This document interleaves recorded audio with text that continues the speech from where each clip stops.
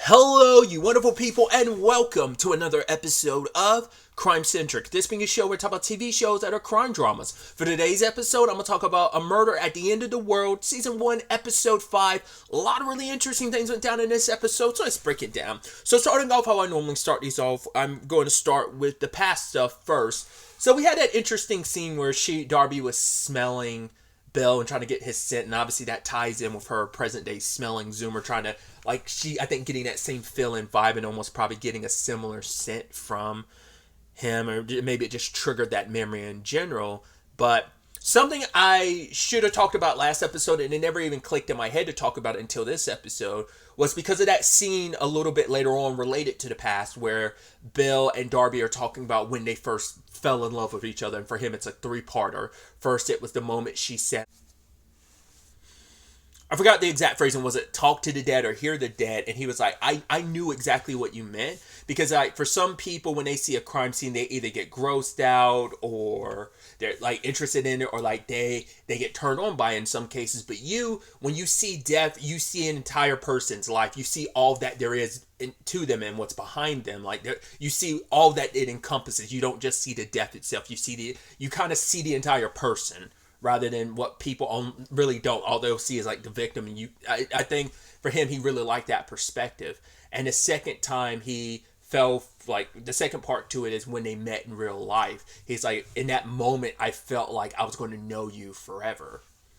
So the reason why I'm tying that all in is because, and bringing up something I didn't think about last episode, is in my head, I never thought Darby and Bill ever hooked up. Which obviously they did. It didn't cross my mind when they were having sex last episode. I was like, oh, I thought it was a constant will they, won't they, of yes, Bill obviously liked Darby and Darby obviously liked him, but I thought nothing actually became of it, that it just continued to be a will they, won't they, but it's no, they actually did hook up. So it added more validity to, I think, what Bill was feeling later on, especially in this moment where he's asking Darby, well, because he said part 3 hasn't happened yet, so he'll eventually figure out part 3, and I'm wondering, what was part 3? I wonder if we go back to the conversation Darby and Bill had present day in episode 1, would we find part 3 to it? Maybe he explained part 3 to Lee because Lee knows how Bill felt about Darby. But either way, he's asking Darby, so when you know that you fell for me? She's like, oh, come on. You already gave your answer. Mine's going to sound embarrassing. And then that moment is kind of sad because you see that look on Bill's face, because immediately she's like, oh my God, someone posted about the ring and was giving the backstory of right, maybe we need to trace this back to a woman who owned the ring so many years ago, and eventually that leads to Darby kind of tracking things down the family line with ancestry stuff and just a whole bunch of stuff she pieced together to find out where the ring, who owned the ring last, and who could have had it before these murders and stuff happened. We'll get to that later, but in that moment, Bill's he even says a comment of don't you ever kind of quit the case? And she was like, huh? I expected him to be nothing, never mind, but he just pulls over and just sits off on his own. Because it's sad, because at that time, I'm Darby does give her answer a few minutes later, but in that moment, I was kind of scared. I was like, damn, that's going to suck if you never told Bill. Because I figured, she says, my answer's embarrassing. Oh, give me time, don't put me on the spot. She knew her answer immediately. She was just probably scared to admit it. Because I think it's just that thing of oh, you feel too embarrassed admitting when you probably really fell for him. Because you probably feel oh, that's kind of weird to say. And so, I don't know, it's interesting too, because the timing of her answer also coincided with Bill being yeah, I'm not the biggest fan of the phones, because he's yes, even though people used to smoke cigarettes all the time to the point a movie theater or whatever could be filled with smoke, it's yeah, it sucks. We can look back on it as oh, that was gross and how terrible that was for us. He kind of feels the same thing's going to be said about our phones. He's we might not have adapted to phones so quickly, even though that's not even what we fully that is the case. I barely use my phone as a phone. I use it as a music device and a device to watch TV shows on, even record stuff like this. But also I'm me, and I'm kind of fit that narrative of being the problem of I don't connect with people, and I don't use my only people I talk to on the phone are my family, because they need me for stuff. Like, not like, just like, I mean, obviously to check in on me, but also just in case like they need something. Like, that's the only people I really talk to. But once again, that's just me. But I'm kind of a reflection of a bigger, I guess, systemic issue, just that the world's kind of going through, that we just bury our faces on our phones. But his point was, if they had told us like, hey, these are just mini computers, then we wouldn't have bought in so easily to them. But it's because they're like, oh, they're cell phones, so it's like, yeah, but they're filled with so many other things that kind of make us lose ourselves. Because it's so accessible, we all keep it in our pocket. We're always quick to, like, he's like, people are going to take photos of us and in the future look back, I'm like, oh my god, look how terrible they were, their faces buried in their phones. Like I said, yes, it's like, obviously this shows you where Bill's perspective is later on, when he's kind of like not fully anti-technology, but I mean, maybe he is that extreme level of anti-technology, but just like, or rather the dangers of it. So I think it is just such an interesting timing that Darby would also mention, like, but there's also good to it, because she's like, us on the phone is when I first knew I was falling for you. So it is a double-edged sword, which I totally get that. As a teenager, I was in the exact same situation with a girlfriend at the time, because it was a long-distance relationship, kind of very, obviously not the same circumstances, but there's a lot of parallels between Darby and Bill's circumstances, especially over, like, going from talking on the computer to talking on the phone.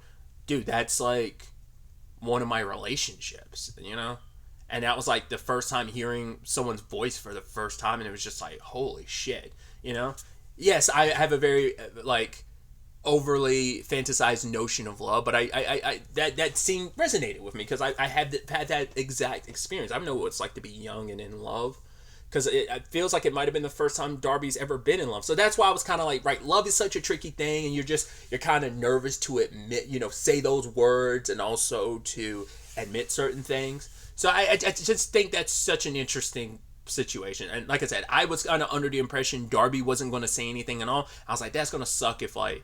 But like I said, you could see the underlining issues where Bill was already kind of getting to the point where it's like, man, you're not paying attention to me. That line he says later on is the most gut-wrenching line, and I'm sure, like, now in retrospect, she... Like, I don't know if that's the first time she thought about him saying that in 6 years, or how often she thinks about it, but that line Bill says... sometimes I think you won't love me until I die. I was like, oh, that is a gut-wrenching thing to think about, especially in the aftermath of all this. Because that line comes up after so much of the episode had gone by. Like, everything had gone down in the episode because she was outside with everyone else present day when that line went down. So it's like, dude, that sucks. Because she ended up... waking up Bill, is like, look at all the stuff I did. I did this, and this. I pieced it all together. She found out about the serial killer being a cop, because the ring went to Patricia. They were recently married. He had a gun situation. He fired his weapon, got dismissed, and forced into early retirement. And Patricia, since they moved in, no one's seen her since. So this is where we are now catching up with the first episode, which is interesting. Because I'm always curious about flashback stuff that's integrated with a storyline that bounces between time frames. I'm always curious of, will next episode be the last flashback we get? Probably not. It'll probably be in episode 7 as well, because there's still 6 years of in between with Bill and Darby we hadn't caught up with, so we'll probably get a little bit of that maybe in episode 7, because there's still bits of episode, even because episode 6 is going to take us to the beginning with how the Silver Doe ends, that case and everything. Because we heard the gunshot and we cut away from it. And then, like, the next time we saw Bill, it was like him in the tub. And then the next thing you know, it's like Darby finding out he had left. So, getting the full context of that whole situation, just kind of like, because we've already gotten to the point where we're led up to that. But Bill was worried about Darby. It's like, wait, are you on something? She's like, yeah, I just took some Adderall, I couldn't need to focus. He's like, you're on uppers, you're also drinking, so you're on downers. It's like, alcohol's a downer, isn't it? I think it is. So it's like, you're not in a good spot, Darby, you're not sleeping 48 hours, and she like kind of ripped into him of like, oh, like basically there's so many oh, like now you're being a coward, you don't want to go to this guy's place, which understandable. Like I understand where Bill's coming from, like being, this is getting really serious, and I just don't want to go to it. All the points he was making in the first episode, I don't want to like walk up to a serial killer's place. But she's like, ex home, he doesn't even live there anymore, the place is up for sale. It's like, yeah, but still managed to come back regardless. So, but Bill had brought up, like, don't you think this is a little easy? She's like, easy? I had to put, he's like, I'm sorry, easy's not the right word, but it feels like it's too convenient that all these little breadcrumbs we're getting are leading us straight to him. So that is the thing. And even Darby even said in retrospect when she was reading the book in front of an audience in episode 1 that she hadn't built up a sense of danger yet. That was kind of like the naivete of being young and gung-ho about this. That she let her passion for this kind of over. I mean, because I think it's a multitude of things. She's passionate about so many women that are forgotten, laid to rest as like Jane Does, and are forgotten by the world. She's even saying like this world is basically a giant mass grave, and I seem to be the only one who cares about all these nameless people, in particular women that are unknown and forgotten. And I don't want them to be forgotten. But that's also like the burden of you carrying all that. That is something heavy to carry on your own. That's a very existential thing to like really, like systemic issue that is hard for one person to be the one that kind of carries that. She kind of puts that on herself a little too much. It's like there's only so much you can do. Just like the Sean conversation, there's only so much you can control, and that's the most frustrating thing is that there's so much in our lives that is out of our control. You wish you could do something different, and that's what drove Darby then, and it's what's driving her now present day. But it's just like, yeah, she just kind of, like, once again, I think she was a little out of it, because even he was like, ever since, what was it, like, since Utah, like, all you've been doing is like case. There's no middle ground anymore. To be fair, it's like the case brought them together, sure, but they also talked about stuff outside of the case as well, and the little things they know about each other, and it just feels like she's losing herself in the case, because I think it's easier to lose yourself in the case than like connect with someone, because I think it's that thing of you always assume, hey, they're going to be there, Bill's always going to be there, so this person, because it's also the thing of, it was also a point that Bill had made, like, right, we're not saving someone. Patricia's already dead. Like, will it matter, like, us rushing to our death, putting ourselves in a situation where we're basically rushing to our deaths? Like, is that going to help her when she's already gone? And we're not saving a life. But in her mind, it is saving a life, because someone that is lost and has been forgotten for so long, we are, as you say, that Darby can see a full life, she's kind of keeping them alive and bringing them to life and showing their life by finding them and putting a name to them. So that matters the most, because without it, that person like stops existing. That ends up being this very existential thing of, if there's nothing left of you behind for anyone to remember you, if you just fall to the wayside and become forgotten, it's almost like you didn't exist. So it can get very existential like that, and I think a lot of that is what's driving Darby.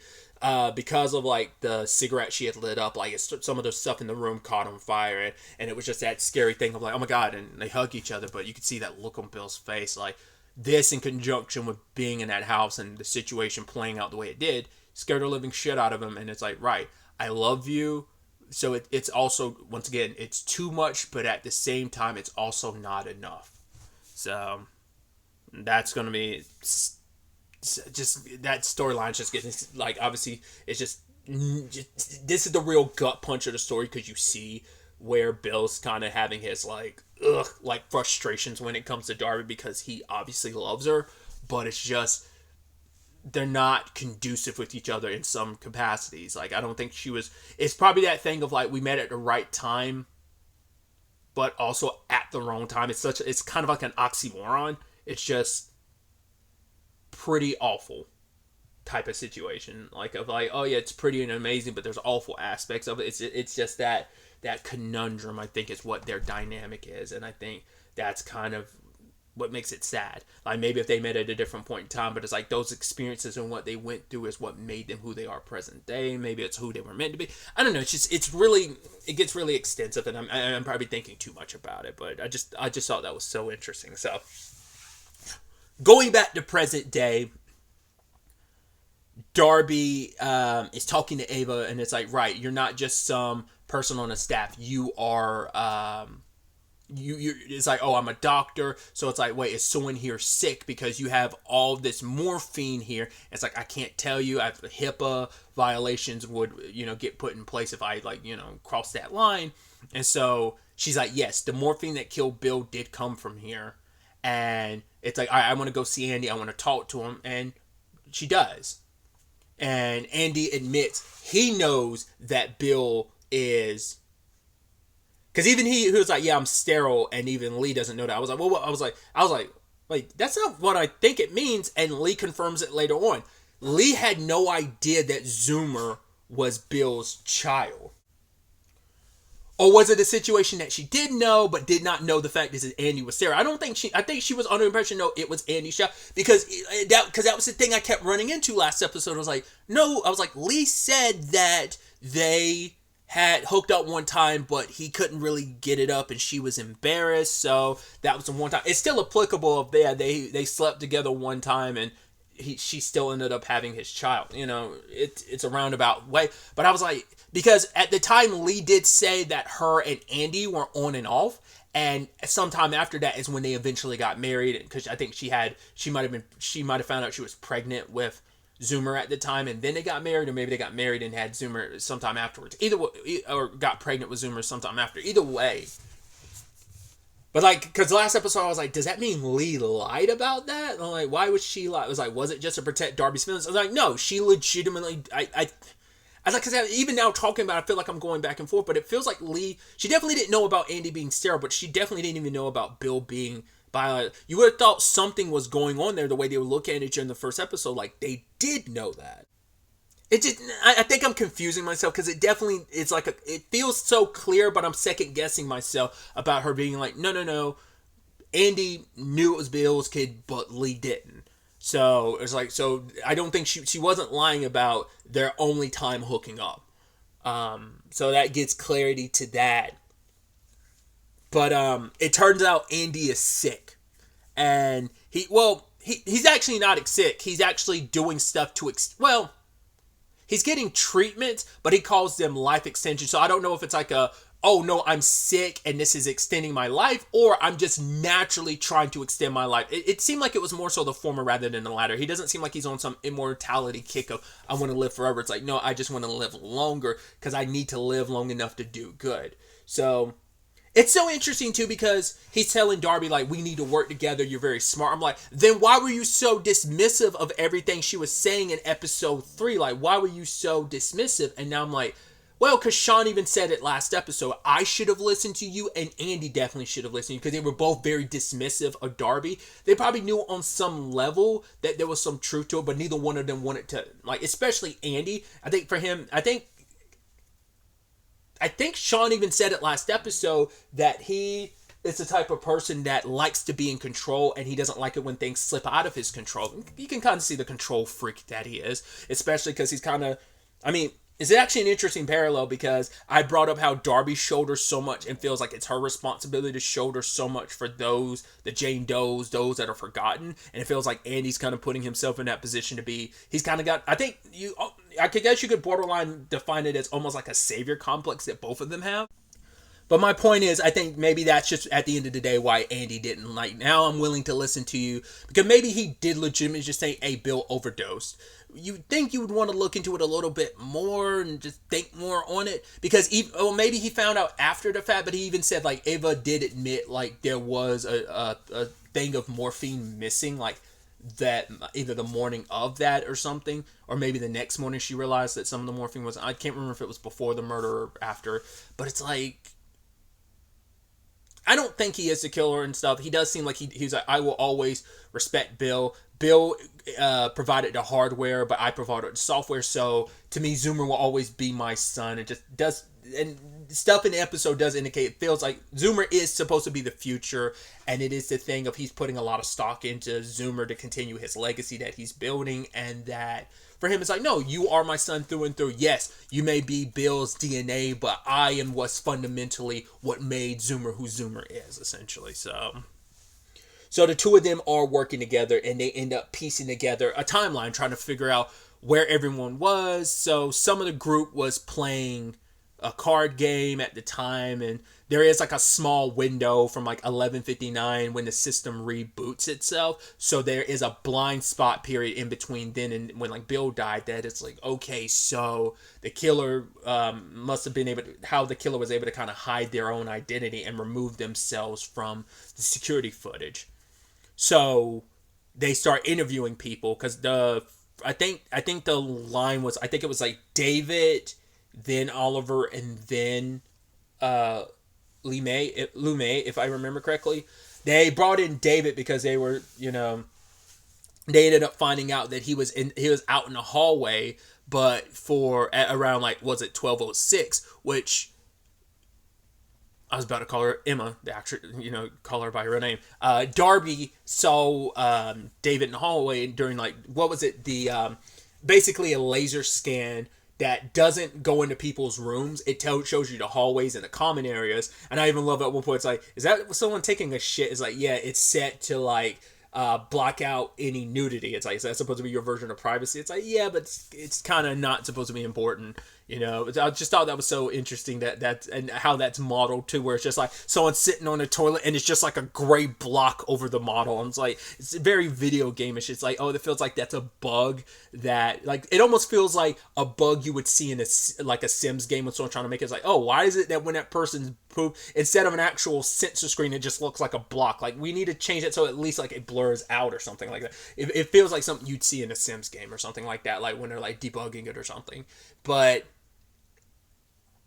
they ended up seeing David in the hallway, but Darby's like, when I was being led back to my room by Ava after Bill was dead, like that was around 12:15, David was in the hallway. So what was he doing in the hallway from around the time Bill died? Because that was still during the time that Sean was trying to resuscitate him. So it's like, what was he doing in that hall in that time? And what I thought was so interesting, and it's also fucked up on David's part, where he was like, oh yeah, like an NP, like, shouldn't we be like getting someone more qualified, like this or that, instead of an NPC like Darby? I'm like, go fuck yourself, David. Don't, like, God, like, that's, but also, like, there are people who do refer, like, there's a whole joking thing of, like, oh, yeah, like, NPC dialogue, because, like, oh, the way people, you see videos, you're like, oh, these people, not just, like, the people who are intentionally acting like Skyrim characters and NPCs and stuff like that, but more so, like, the whole conversation, like, oh, yeah, this is some, like, weird NPC behavior, but it's just, like, people doing that, though, like, also, like, non-ironically or jokingly referring to people as, like, oh, like, viewing them as, like, oh, you're NPCs, and almost, like, we're main characters, and you're just, like, the background NPC characters that don't matter. It's just like, fuck you, David, you and your superiority comp, You're such a dick. But it's like, right, you answer our questions, and he was in the hall, because he's like, I was going to meet someone. It's like, who? And he's like, I don't have to answer that. Saying that, even going as far as saying, like, we're on the same side. He said something at one point in time that Andy was like, oh, because Andy's like, I'm hemorrhaging money. Like, the money situation. I'm pretty stretched right now. And the only people who know that situation is you and Lee. And it's like, all right, I'm going to go see Oliver. And he's like, what, were you trying to poach him from me? Like, like some secret espionage, which I even love. Darby's like, yeah, but people do more than just corporate espionage at middle of the night. It's like, the fact is that didn't even cross Andy's mind. And yeah, Oliver was like, oh yeah, like, we fucked. Which everyone's taking back. He's like, wow, you think someone in a little, like, with the motor function I do, like, my motor function being the way it is, you don't think that's possible? It's like, no, I think they were just kind of taken aback by, I mean, maybe that was the case. I was more so taken back by the fact is you're just, like, your straightforwardness of, oh yeah, like, we fucked. I was like, okay, you weren't mincing words, you were very blunt about it. It's like, we fucked. In fact, they started in his room, and then, or was it, yeah, they started in Oliver's room, but he was kind of distracted, then eventually, and then they went back and fucked in David's room, I think is what he said. But we also find out, like, Oliver does have some motion with his legs. He can't stand that long or walk that far, but he still can, but it's like limited mobility. So I think it's kind of suggesting, like, right, you still could do what you need to do, but, still puts him on the list. And then there's Lumet, who obviously Oliver was like, yeah, apparently David was kind of stressed about Lumet calling her He thinks she's like a Chinese spy, and Oliver called him out for being a racist, for just like making that assumption about her. But Lumi admits that she does have some hacking skills. It turns out that she hacked the firewall trying to reach her help. Essentially, like she has people in a nearby town or city or whatever that hoping that they would get here and get her out of this like hellhole that this situation is. It was more specifically brought about because of Rohan's death.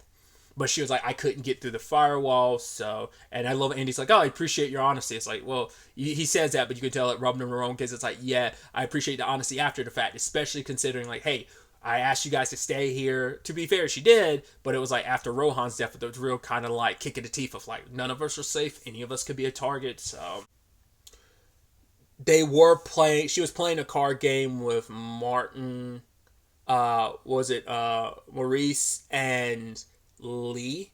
I can't remember if there was anyone. I don't think there was anyone else there at the time. But Lee did leave partway through. Andy didn't want to question her, but later on, Darby decided to.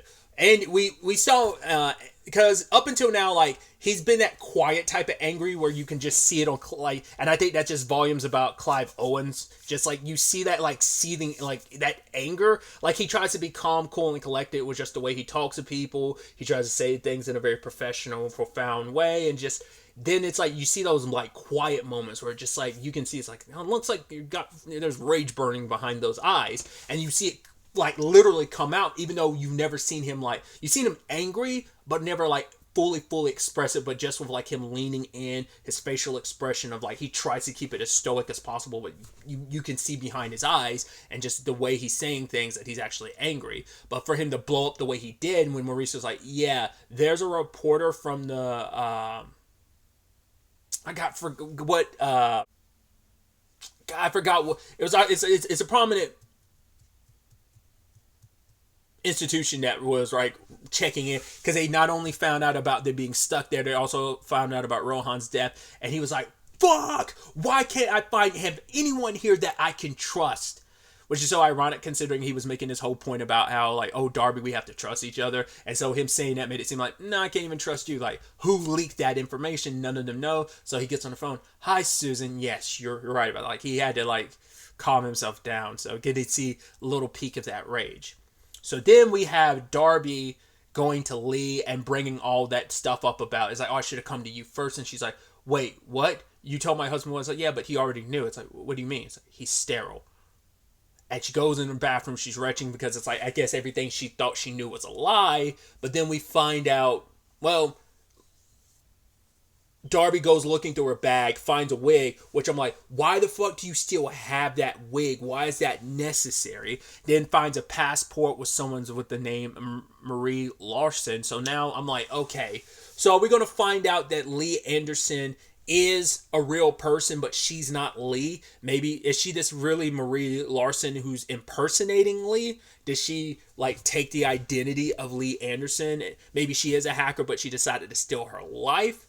Because the passport's from Argentina, or is she just someone that has a secret? You know, is this something supposed to be around the time she went off grid? And was it like what after she got doxxed? Like maybe it has something to do with that. Or I don't know. But she comes back out. She's like, no, it's okay, Darby. I'm not mad at you. There's like a lot of secrets we've had to keep. And I'm like, what is that about? And now especially it strikes Darby because she thought she had a connection with Lee before all this and after, because she always looked up to Lee. Like Lee was like a role model and influential to her in many different ways. And now it's making her second guess, like, what do I really know? Like Lee isn't the person I thought she was. There's definitely stuff she's keeping. So she needs a lot to process this. She's still dealing with Bill's death. And obviously Lee doesn't say much to Andy. He's just like, no, let her rest. Her friend died. And he's like, oh, if it wasn't for my wife, I would never stop. And it's just like, okay, that's an interesting way to phrase that in line. But goes back to her room, which was interesting when Todd is the one that escorts her. And I thought it was so powerful when Todd was like, I'm sorry about what happened to your friend. He's like, my brother died when I think he said when he was in high school. Basically, some kids hit him with a bat and pushed him into like water, and he drowned in 2 feet of water because they were antagonizing him and messing with him because he took flowers and built crowns out of them. So they would probably like some very like, oh, how girly of you or how gay of you or something. Like, it's probably something along those lines. And yeah, it was. They said it was an accident. It didn't stop Todd from tracking down each and every one of those boys and beating them within an inch of their life. And I love that line where he's just like, I can understand revenge, and I also admire loyalty. And he's like, I am loyal to this family. And he gives Darby back her room ring so that she can just go in and out, because before it was taken from her.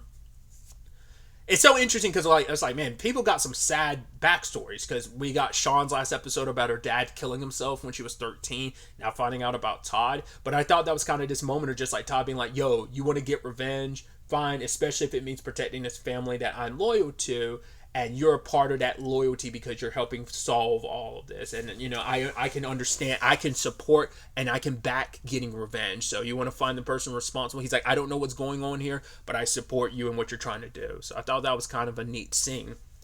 And this also speaks volumes about Darby when she has to like block her own door, make sure no one gets in there, because like, you don't know who to trust. Even later on, Thomas was like, oh, do you want something? And she's like, you have anything prepackaged?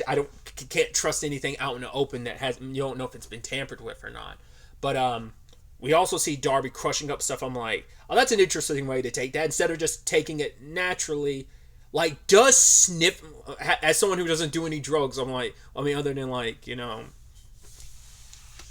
the store-bought brand like drugs, but nothing like, you know, unless it's like prescribed by a doctor. But it's like nothing like, I don't think I've ever had Adderall. It's just like, I know drugs, like, depending on how you ingest them, obviously hit your bloodstream differently. But I'm like, I mean, I can only assume like sniffing it makes the like it makes the high hit harder, especially because like, right, it makes sense because you don't have to wait for it to dissolve in your stomach. So I mean, I'm answering my own question, but I don't know if I've ever actively thought about why people sniff stuff, but it's like, it's got to definitely because the high hits quicker, because it has less way to have to like hit your body and dissolve, and you know, in pill form and stuff. So that's why she powdered it. But it's like, that's a pretty hardcore way to go about hitting that. I mean, you put that in conjunction with the fact that she's still suffering from her concussion, like her vision's getting blurred at different point in times. It's like the headache. It's a lot. She hasn't properly recovered yet. It hasn't been that long. And so whoever it is snuck into her room and basically put a message on their phone, being like, hey, drop this. I don't want more blood on my hands, but I will hurt you if you keep going down this route. So she later on, I thought she was going to go to David, because she tried to ask David, because it turns out he called Bill. And their phone call lasted like exactly 27 seconds. But David, like, the moment Darby called him, was like, what were you on the Bill talking about? He was like, it has to have something to do with why Bill was here in the first place, what him and Rohan were a part of. We're still unclear what that is. But I thought she was going to go to David's room, but she actually went to Sean's room to talk to her about everything. And her and Sean had this really beautiful conversation where what I was kind of pulling from earlier, where Darby had a lot of fault. She blamed herself, which is like, it's easier to blame yourself in this situation, because it's easier to blame yourself than having to face the truth of you don't have that much control. There's so much that spirals out of your control. So Bill's death, Rohan, even what happened to me was not your fault. I'd say fart, sorry. A fault, Darby, so don't take it upon yourself, you know? It'd be so much easier if we could just do that, but it's like, blaming yourself won't do you any good. But she was kind of telling her, like, don't go at this alone. You got to find someone you can trust. And that's the problem. She's surrounded by people she can't trust. I thought that little squad that was outside, like Lume, Zeba, and Martin, and eventually Oliver, I thought she was going to confide in him. I'm like, all right, we need to work together. I mean, all of our lives are in danger, but you also don't know who to fully trust. I mean, it seems like Martin and them have an alibi, but even then, it's still like, there's still that at point where the security system reset itself at 11:59, so there is that blind spot where people still could be responsible. So this group, because it's like, Zeba doesn't seem like she's the hacker, so she's off the list. Same thing for Todd. So, but that, once again, at this point we haven't dived enough into Martin's circumstances, so we dived a little bit into Oliver, a little bit more into Lumiere this episode, so there's still some questions that need to be asked. But the moment Sean said that line of, "Hey, like, what a way to go," I was like, sounds like, I was like, that sounds like you're dying. I mean, she kind of is, but she's like, "Go get me some water." I was like, "Don't get her." I was like, "Don't get her water, Darby. Get Ava back in here," because I was like the moment I was like, the water's gonna be tampered with or something. But the moment Darby went to get fixed the water, Sean died. I guess she was just barely holding on, but she knew she was about to go. Not unless there was some last minute like hack thing that happened there. I don't know. But the moment Ava comes back in, it's like, "What did you do?" I guess like her readings were perfectly fine, and all of a sudden she's dead. Which then Andy's taking out on her like, "Oh, you get to be interviewed by the police. Isn't that what you wanted?" But it's like, yeah, whoever did this is a lot closer than you think, because you assume who's ever doing this, because he thinks this whole thing is a frame job, because he's like, this whole thing is, because he's like, right, you, because you're so close to Bill, Darby, you think this is all about him, and it's like, no, this is all about me, which is like, maybe there's truth to that, but maybe that's also your assumption, that you're so narcissistic you think it's all about it. But it's like, right, someone's trying to compromise what I'm trying to do, and they're doing that by framing me for something I didn't do, for the sole purpose of trying to dismantle my legacy and destroy my reputation and everything, by making me kind of take the fall for all this. I'm the fall guy in this regard. But I'm curious how we're going to find out, is this really all about him, or is that just the bad guy using his egotism, his ego against him, making him think like, "Oh, you are so egotistical, you would think this is all about you," when it's not. I mean, you assume it would be, but there still has to be a reason why Bill had to die, or Rohan, like they stepped onto something they shouldn't have. But he was basically getting on Darby's like, right, why do so many people die around you? To be fair, Bill, well, it's like after she talks to people is when they end up dying, because it happened with Bill, it happened with Rohan, even happens with Sean. I mean, even Sean was like, "No, like, you weren't the one to convince me to go out there. That was my idea. I had to be the one to kind of convince you to come along." But I think in Darby's mind, it's like, I'm the one that kind of snowballed this whole situation, so we wouldn't even gotten that far in going out there if it wasn't for me. I think they probably still would have gotten Sean regardless, but I don't know. Either way, she was talking with everyone outside about ultimately figuring out, like, right, me and Lume saw Andy's like underground suite, maybe even go as far as saying his house, and now they're finding out what this is really all about. Andy believes that the world is doomed. He thinks everything is fucked. Even Sean's like said as much last episode that he's funneling the money from the space program into something else that even she's not aware of, and even that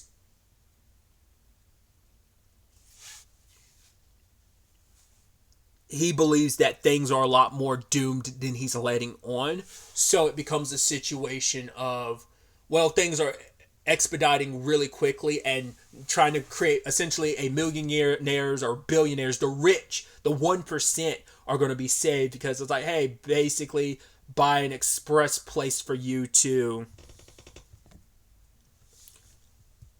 be safe when the world is dying from like the comic stuff, and you get to hide away until things like kind of find their way back to some sort of equilibrium, and then you can be honky-dory and just fine. Like, obviously there's parallels. If you've seen the show Upload, there's kind of parallels with some of that in this same capacity of like the 1%, how they're planning that versus the plans for in this one. It's just kind of interesting parallel. I'm sure there's a lot of validity in the regards of like, the rich will be able to get off this rock before it ends up, you know,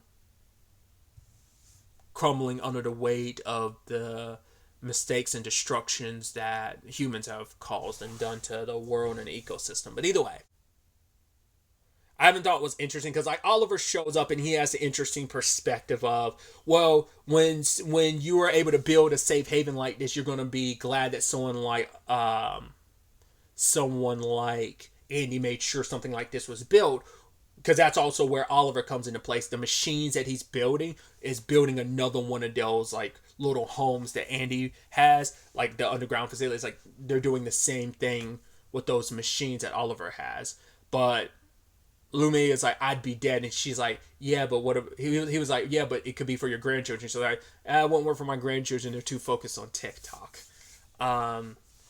to kind of get any, because it's like, right, this whole situation, it's supposed to, the gathering of all these people was meant to be an audition to get to see who gets to kind of jump aboard, as they say it, Noah's Ark boat. Well, I don't know why I have to say Ark boat, but Ark. I don't know why I ended boat there, sorry. But what I thought was so interesting is Ziva says, like, the specific group of people she belongs to in Iran, she's like, our people, like, was it like the southwest of Iran? Like, she's like, my people were nomads, and for a good chunk, we still are. But even when living in big cities, we're always on the move. And she says the only time we like stop or even slow down is like to mourn the dead. We stop, we slow down, and we mourn our dead. We allow ourselves to be sad for a few days. Thought that was kind of an interesting, and it's beautiful that even like a nomadic tribe will stop itself just because it's like, right, you need to take a step, you need to stop, you need to like mourn the actual dead. I just thought that was so interesting. And she's like talking about how basically there was like, I think, an aurora borealis thing happening, and she's like, yeah, like we basically have to kind of send off the dead by saying their name, and it carries them into the wind, which even Martin's like, oh yeah, like there's a very specific African tribe that does a similar thing as well.